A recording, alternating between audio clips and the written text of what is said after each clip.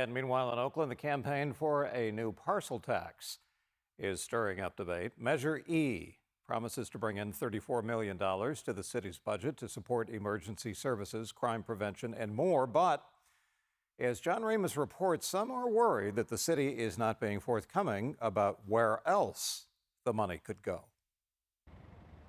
Oakland has suffered chronic budget deficits in recent years, and residents have voted repeatedly to raise their taxes to preserve public safety. Measure E is the latest initiative. Proponents say it will stabilize the city's finances. Opponents say they've heard it all before.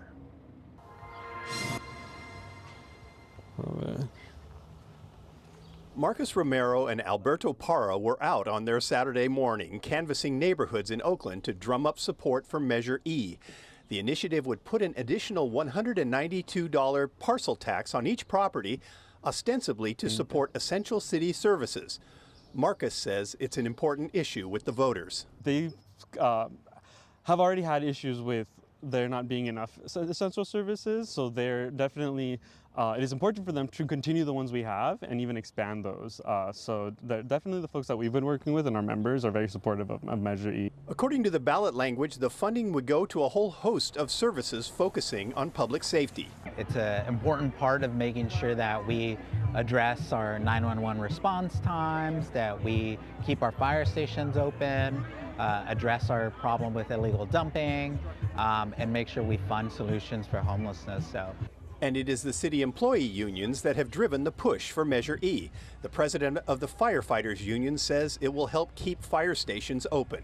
Everyone's excited and passionate about Measure E because they recognize this will enable us to get out of the boom and bust cycle of the economy and be able to fund essential services with a stable source of income. We understand every dollar counts, and these dollars are going to go specifically and only to essential services. But opponents say that's not necessarily true. In the ballot language written by the city's largest union, SEIU Local 1021, the words "such as but not limited to" appears when discussing the essential services the money could go to. The words "such as but not limited to" are included in this language, and that means that everything that's promised, whether it's more officers or fire stations or new trucks, et cetera, it's not guaranteed, it's not binding, and so the council can choose whatever they want to. Lauren Taylor is a former Oakland council member. He says the same language was used 18 months ago in another successful tax initiative, Measure NN, which promised the money would go to build the police force up from 600 officers to at least 700. That never happened. And this time around, there is a lot more opposition to the idea of another tax hike. Marlene Sachs is an attorney who joined a lawsuit against Measure E, demanding public records to see if the city colluded with the unions to put the issue on the ballot as a so-called citizens' initiative.